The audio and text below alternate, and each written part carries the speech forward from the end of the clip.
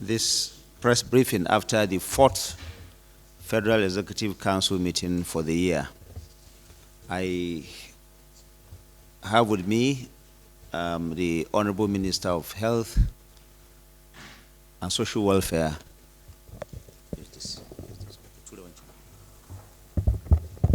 Thank you, Honorable Minister, colleagues, Honorable Ministers, members of the press.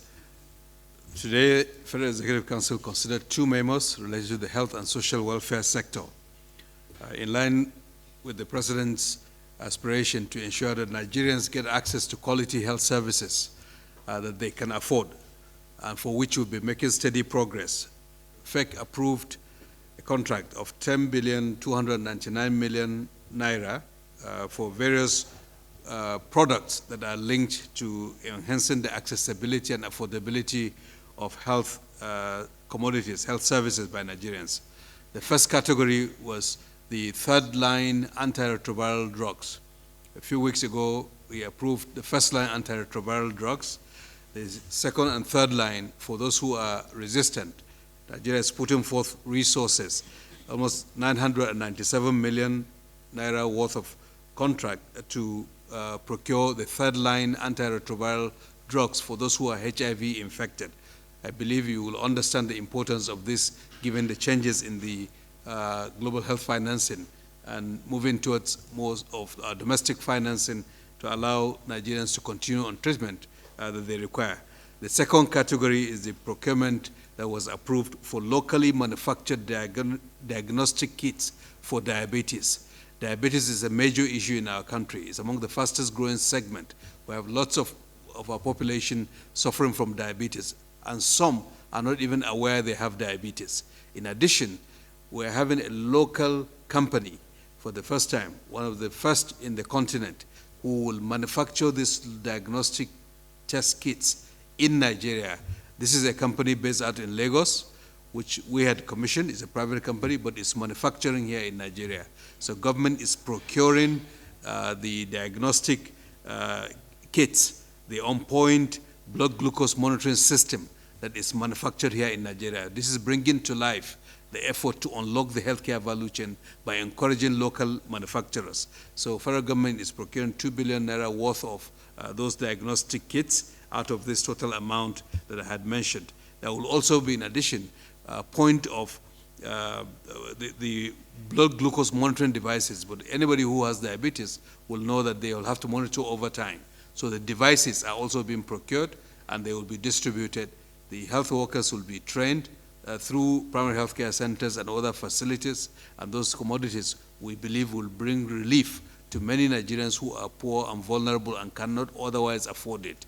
So that's also what was approved by the Federal Executive Council. In addition, Mr. President had previously indicated that we need to have a medical relief program to lower the cost for other types of medical commodities. So antibiotics, antihypertensives, and anti-diabetic medications beyond the test kits. Those are also worth 4.5 billion naira, which will be procured and distributed to help lower the cost. These are also commodities that are manufactured by local manufacturers here in Nigeria.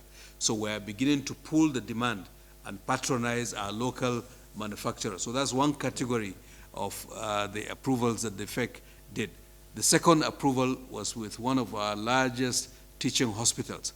That's the Abubakar Tafawa Balewa University Teaching Hospital in Bauchi, for which the Federal Executive Council approved the procurement of a mobile X-ray machine and also the rehabilitation and equipping of a computerized tomography, a CAT scan, a 64-slice CT scan for that teaching hospital in the amount of, it's 2.1 billion in total for this hospital, so that the diagnostic services and the clinical care that Nigerians will receive in that hospital will be of the highest quality that we can make it, and it serves as a referral, not only in the state where it is located, but also in the region where it is located. So those are the two main items that the Federal Executive Council considered, which are in line with the transformation of Nigeria's health sector that Mr. President has been pursuing and we're relentlessly executing on. So I'll stop here. Thank you.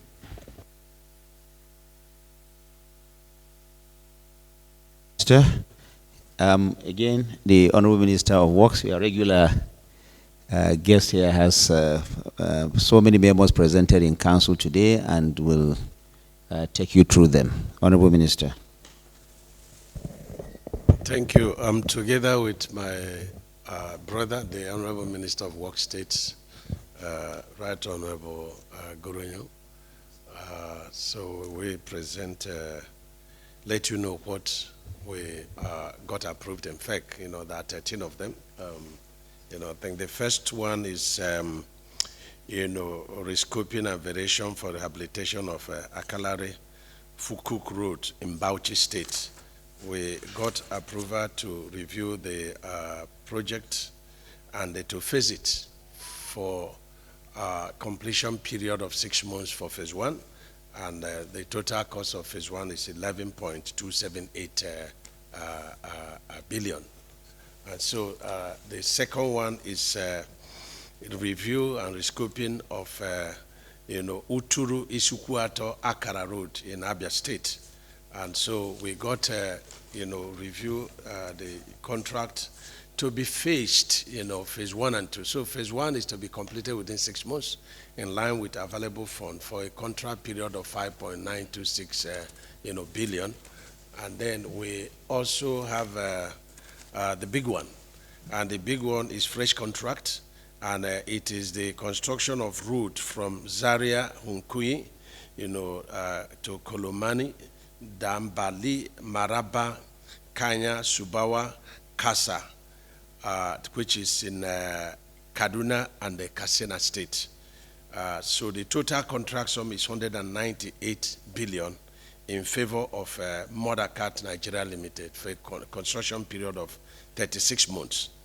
We also have, one of the sections of Kano Medugri, which was terminated from Dantata and Soho, and it is running, in Kano, Wudi, Sharuin in Kano State, and it is a total contract sum that is awarded to Tractor Nigeria Limited after competitive bidding for a construction period of 18 months, and a total contract sum of 128.395 billion.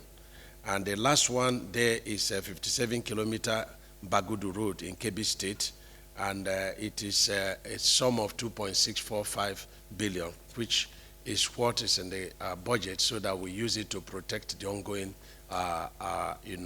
works. Like you have the binder, so we had to use this amount to now do wearing to protect the binder cost from destruction. And then you have the rescoping and the variation of 2 outstanding sections of Obanewi, Arundu Zogo to Okigwe Road in Imo and Anambra State. And it is, the scope for 6 months and for a new contract sum of 8.405. And that is for phase 1 based on availability of funds. And we have a project that had been here before, and it is the Iyin Ilawe Ekiti Road, Section 1. And this project being done by Kinley Global Venture Limited. It was procured for 15 billion, but there was a mistake from Ministry of Works. And so what was presented to FEC was 13.736, and it was approved. So when we discovered the mistake, we had to now run back to BPP to obtain a fresh no objection of 15.626 billion, and FEC has withdrawn the previous approval and adopted the 15.26 billion. And then we also have rescoping and variation of construction of Ilobu road in Kwara Stroke, Osun State, and that is for 6 months construction period, rescoped in phases, and this phase 1, and for a contract sum of 7.556 billion for 6 months construction period to complete the phase 1. And we also have approval, rescoping and variation for rehabilitation of Wukari Akwana Road in Taraba State, and is rescoped to a contract sum of 12.615 billion and for a construction period of 12 months. And of course, it's also done in phases. So phase 1, in line with available funds, will be completed in 12 months for a contract sum of 12.61 billion. And then we have, the rescoping and variation for the construction of Bida Lapaya Lambata Road in Niger State. And we have a construction period of 6 months, and reviewed to 39.493 billion, for phase 1 completion in line with funds that are available in the budget, And then we also have rescoping and variation. Let me say that the directive of Federal Executive Council is to all the inherited projects, all these projects were inherited, and that we have to stick to rescope the project and to prioritize it, based on available funds. So what we had to do is to now say, okay, this phase 1, this fund available, and we use the fund available to protect the already completed, done work, in progress. Like in some cases, we have a lot of binder cost that is done, and if you allow it and rain is falling on it, it's going to destroy. Our focus will be this amount that is in budget, we need to use it to put wearing costs to protect the pavement. And so this one is, a section of Gada, Ziama, Zuru, Gamji, road in Kebbi State, and it is for a reviewed contract sum of 11.976 billion for a construction period of 6 months. And this one is rescoping and variation for the construction of Kayamakishi in Oyo State. I think we've done this one for a construction period of 12 months for 12.35 billion. Let me also say that we had some emergencies in the shore protection of Outer Marina in Lagos. The project has been procured and is ongoing, but it's a very critical project because it's protecting a lot of federal government critical infrastructure and institutions that are along the shore of this Outer Marina. Like you have the Navy, you have the Army, you have the police, and there you have a lot of other infrastructure of federal government and state government, like the rail line in Lagos. And so it was procured for 144 billion. But some of the institutions that we needed to protect their shore line were excluded, like the Navy. So we have brought it in, and so we got approval for, a review of the contract sum from 144 billion to 176 billion. And of course, we have the Cham Numan, route and bridge. Recall that in the month of, I think it was in October, we had a very unfortunate situation where that road was broken into two because they were constructing a bridge and had a bypass, which the climate change came with heavy flood and washed it out. And President sent me to go there. So we agreed that before this time, the bridge will be upstanding. And so they demanded for review, and the contract is being reviewed. I think it's about 4 kilometers to completion, and the bridge is standing. So it's been approved by FEC today. And then lastly, the Aba Ekote-Bene road. Let me say that the first shore protection is being done by Buildwell, and the Cham Numan is done by CGC, and the last is Aba Ekote-Bene road project as is dualization, but is being reviewed in phases. So the first phase of it is going to be completed with a review contract sum of 30 billion, and it's being done by CGGC. So this were the what we obtained today. Thank you.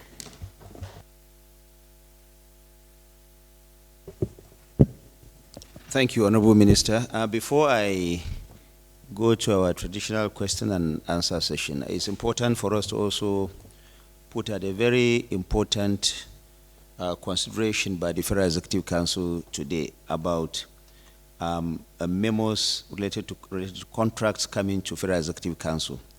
You will notice that so many of these memos coming to Council are related to procurement contracts at FEC level. So FEC thought that it is good to review that so that more time will be given to policy discussions at the Federal Executive Council. In other words, increasing the threshold for ministers and other MDS to execute contracts or procurements at their ministerial or MDA departmental levels, agencies level. So the idea is that it's not yet conclusive what the final decisions are, but there is a very fruitful debate led by the Chairman of Council, Mr. President himself, to review that so that we can have more time for policy discussions at the Federal Executive Council meetings. And like I said, this is still work in progress. The Director General of the BPP and other ministers have been asked to work on that, and a report will be given to the Federal Executive Council for final approval by Mr. President very, very soon. We thought that we should just let you know that if you observe all the memos presented here are largely related to procurement, and so we want that to be decongested, memos to be decongested at the Federal Executive Council level to give room for more detailed discussions on policy issues and reduce some of these memos coming by increasing the threshold of those procurement processes to be executed at the ministerial level. I thought I should just put that out to you. Of course, this is not to usurp the power of the National Council on Procurement. I recall that for a very long time, the National Council of Procurement is there in law for a very long time. It has not really been effectively been operationalized. And so what the President and the Federal Executive Council is looking at is to actually operationalize that. But in the meantime, there is a committee that is already set up that is also working with the Bureau for Public Procurement. This committee's job is to ensure that memos are being sieved, those that are not necessarily are not supposed to come to FEC, stay at the ministerial level. Now, we're operating a 54+ trillion naira budget, for example, in 2025, and this is unprecedented. Now, when some of these thresholds were put in place, the budget is far lower in terms of quantum, in terms of the amount involved. So because of the number of projects coming up, you can see that so many memos are now coming to council. In the last 4 council meetings, we've taken over 141 council memos between 3rd and 4th, and then the council on Monday and the council today. About 141 council memos have been considered. Now, the idea of Federal Executive Council is that policies discussions should dominate Federal Executive Council discussions, and contracts or procurement issues should be largely be sorted out at the ministry level so that we can free council to do that. Of course, that is not to say that it's going to be a free-for-all issue for the ministry to just procure. There will be guidelines, there will be all the operational processes put in place to ensure that there is compliance with laws and regulations so that Nigerians get value for money. But what we want to do at this point is to ensure that Federal Executive Council meetings are largely dominated by policy discussions and reduce emphasis on contracts unless there is some certain threshold for Federal Executive Council to take on. This is the idea, and it is still work in progress. The final decision taken on that, especially relating to the threshold issues, will be made available to you as soon as those decisions are taken. But this is actually work in progress. Let me bring in the Honorable Minister of Health to answer some of the questions raised. Thank you. I think Bloomberg's question, I think is a very good one. What we approved a few weeks ago was for the first and second line antiretroviral drugs. There are 3 of them in the pack. They're called tenofovir, lamivudine, and the lutrogavir. These are combination drugs because HIV as a virus also changes. And sometimes when you're on it and you miss a few doses, you can have resistance. And when you have resistance, the virus comes back and starts to undermine your immune system. So a select group of patients will require 3rd-line antiretroviral drugs, which are higher level, which not everybody will get onto them. They are more expensive, and those are ritonavir and darunavir. Those are the ones that this FEC memo's approval includes them, so that we also provide for those who need the third line antiretrovirals, they will get them. The first line and second line, the company that is here in Nigeria is contract manufacturing from a license, the technology holder, which is an Indian company, will transfer technology, and this entity that is already manufacturing drugs here in Nigeria will manufacture. That's what we approved the last time. For these ones, the manufacturers are not in Nigeria, so we'll have to buy them because they are more selective antiretroviral drugs.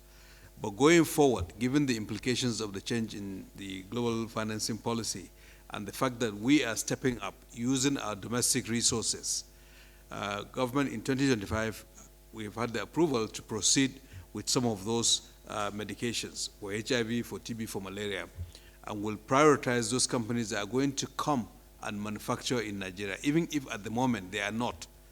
But that there's an understanding that we'll buy from you, but then you transit, because it takes time for you to set up a plant, get the licensing requirements, NAFDAC, all of those elements, because we want to make sure that the standards are also kept, that the medications are safe and efficacious, even if they are manufactured here. So these are not things that you just wake up tomorrow and do by yourself. So we are combining the need to address the health needs of the population, the demand that we have, and public policy that is geared towards industrialization, so that we channel that demand by buying and encouraging those actors to come in. And so far, there are many companies that have expressed interest. Some are already doing it. It's not everything that outsiders will come and do. There are Nigerian local manufacturers of pharmaceuticals who are already manufacturing. You'll recall there was Java, which started a beta-lactam plant. They expanded to produce antibiotics, the ones that, let's say, GSK used to be producing. Now they're expanding to produce. So we need to protect those. We need to encourage them. We need to buy from them.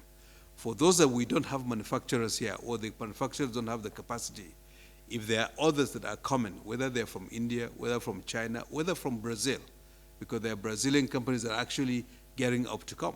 So let them set up the plant here, manufacture here, recruit our young ones, add economic value in our country, and produce what will be utilized in our country. And through the presidential initiative to unlock the healthcare value chain, already more than 77 different investment cases have been developed.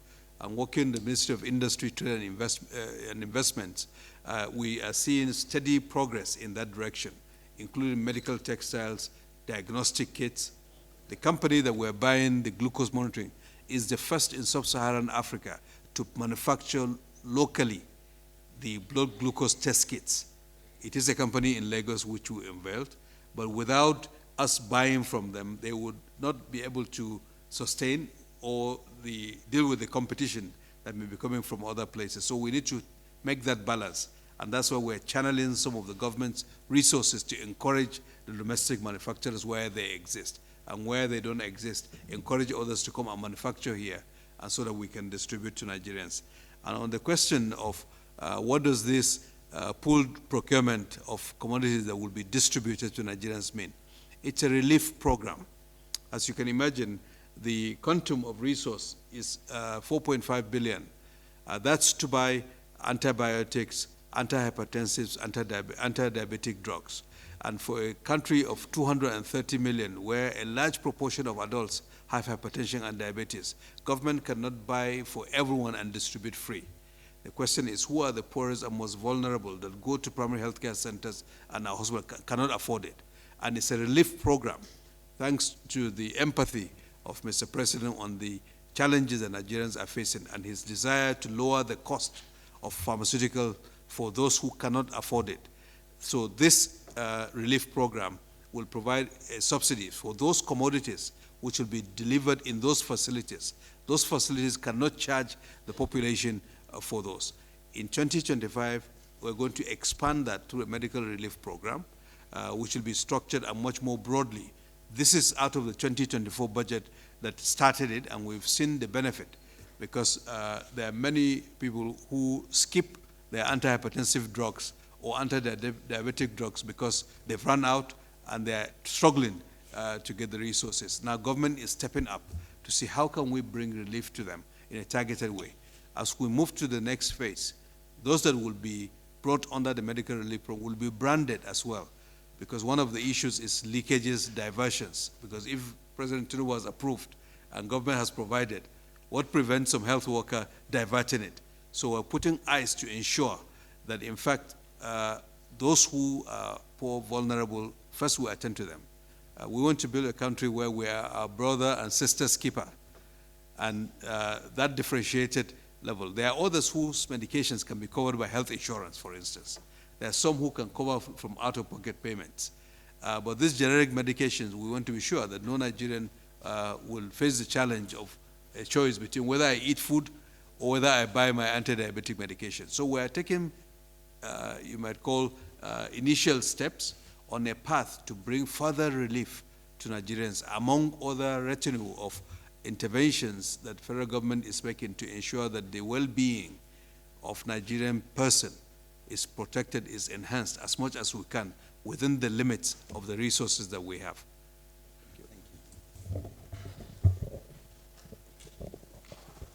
The Honorable Minister of State will answer some of the questions from for the Ministry of Works.